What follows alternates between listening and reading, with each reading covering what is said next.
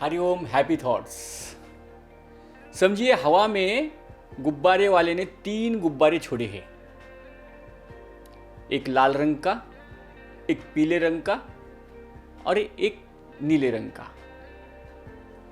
और समझो गुब्बारे हवा में चल रहे, मस्त खुश है गुब्बारे, आनंद ले रहे हैं।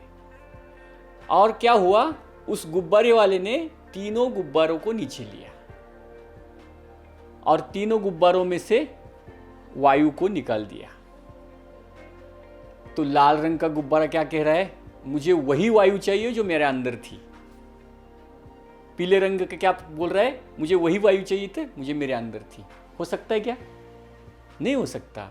जैसे हमने वायु छोड़ा, नासिका के मार्ग से वायु छोड़ा, तो वही वायु हम वापस ले सकते क्या? मिल सकता क्या वही वायु? नहीं मिल सकता। जैसे समुद्र से 2 बादली पानी निकाला और वापस समुद्र में डाल दिया, तो वही पानी हमें मिल सकता है क्या? नहीं मिल सकता। क्यों नहीं मिल सकता? क्योंकि वह वायु वायुमंडल के पूरे वायु के साथ एक रूप हो गया। यानी वह जल पूरे समुद्र के साथ एक रूप हो गया, वो समुद्र बन गया। एग्जैक्टली पतंजलि मुनि ने समाधि का अर्थ बताया है, तदेवार्थ मात्र निर्वासन स्वरूप शून्य मिव समाधि ही। यानी मन जो है, जो विचारों का फ्लो है, वो पूरा खत्म हो जाता है, पूरा कंप्लीट हो जाता है। और देह भान जब इंसान भूल जाता है तो वह है समाधि अवस्था। और यह समाधि अवस्था पिछले जो अष्टांग योग के हमने 5-6 वीडियो देखे, उन सभी का पालन करने से वो स्टेप तक हम जा सकते हैं। तो पिछले वीडियो देखना बहुत ज़रूरी है, बहुत महत्वपूर्ण वीडियो है। और उससे क्या समाधि क्यों लगानी है? यानी हमारे शरीर के अंदर जो चैतन्य अवस्था है पूरे ब्रह्मांड के साथ एक रूप हो जाएगी। यानी यहाँ बैठा हुआ चैतन्य अवस्था इंसान वो नहीं है, वो चैतन्य ही है। जैसे गीता में श्री कृष्ण बताते हैं 10वें अध्याय में, सूर्य का प्रकाश मैं हूं, धरती का धैर्य मैं हूं, आकाश की व्यापकता मैं हूं, इसी तरह वायु का वेग मैं हूं। एग्जैक्टली असली चैतन्य अवस्था है वही है जो भगवान श्री कृष्ण बता रहे हैं। वायु का वेग यानी वही चैतन्य, सूर्य का तेज चैतन्य, धरती माता का धैर्य चैतन्य, उस अवस्था में ब्रह्मांड के समस्त अवस्था में विलीन हो जाना। तो ध्यान करने वाले जो संत थे, संत ज्ञानेश्वर, संत तुकाराम महाराज, एकनाथ महाराज, वो उस अवस्था में जाते थे। और इसलिए क्या हुआ था, उनको क्या मिला था? तो पतंजलि मुनि अगले सूत्र में बताते हैं, त्रयमेकत्र संयमः। यानी वह अवस्था में जाके आने वाले शरीर में एक संयम नाम की चीज आती है। संयम यानी वह इंसान को वह सत्य मिलता है जो सत्य प्राप्त करने के बाद और कुछ सुनने की आवश्यकता नहीं है, और कुछ पढ़ने की आवश्यकता नहीं है, और किसी सत्य की आवश्यकता नहीं है।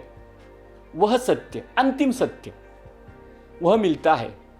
और वह अंतिम सत्य मिलने की वजह से संयम गुण शरीर में आ जाता है। संयम यानी कि वह इंसान सुख दुखे समय कृत्वा लाभा लाभो जया जीव, यानी सुख दुख लाभ हानि जय पराजय से परे जाके आनंद की अवस्था में पहुंच जाता है। और आगे पतंजलि मुनि बताते हैं, तज्जयात प्रज्ञालोकः। यानी संयम गुण आने से ज्ञान की प्राप्ति होती है। उस इंसान को यानी उस शरीर को किसी अन्य अभ्यास की जरूरत नहीं। अगर यह अवस्था आई तो ज्ञान की अवस्था ऑटोमेटिक प्राप्त होती है, उसे और किसी ज्ञान की आवश्यकता नहीं, अंतिम ज्ञान मिल जाता है। और ज्ञान की अवस्था प्राप्त होने के बाद एक दिव्य आनंद यानी जीवन सफल बन जाता है।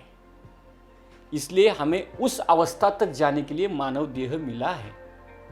तो यह देह मिला है तो यह अभ्यास भी उतना ही जरूरी है। तो ये अंतरंग योग है। जब हम बहिरंग योग यानी कि यम, नियम, आसन, प्राणायाम, प्रत्याहार, ये क्या है? बहिरंग योग है। यम नियम में कुछ नियम बताए खुद के कल्याण के लिए, नियम में दूसरों के साथ किस तरह रहना नियम बताए। आसन, एक आसन में बैठने से ज़्यादा ध्यान हो सकता है, इसलिए आसन का अभ्यास बताया, प्राणायाम का अभ्यास बताया, धारणा का अभ्यास बताया। तो यह सब बहिरंग योग है, बाहरी क्रिया है। और जब बहिरंग योग में इंसान सिद्ध हो जाता है, तरबेज हो जाता है, पावरफुल हो जाता है, तो आंतरिक योग उसका शुरू होता है। तो आंतरिक योग, अंतरंग योग के लिए हम तैयार होते हैं। रोज योग, आसन, प्राणायाम, ध्यान का अभ्यास करते हैं। जो हमने YouTube चैनल पे बहुत सारे मेडिटेशन, ध्यान, प्राणायाम, ऐसे कई सारे वीडियो है। तो अपने चैनल को सब्सक्राइब करें, यह वीडियो देखें और अगला सुंदर वीडियो जो आने वाला है उसका इंतज़ार करें। तो और कुछ हमें जानकारी चाहिए तो कमेंट बॉक्स में कमेंट करें। धन्यवाद। हरि ओम, हैप्पी थॉट्स।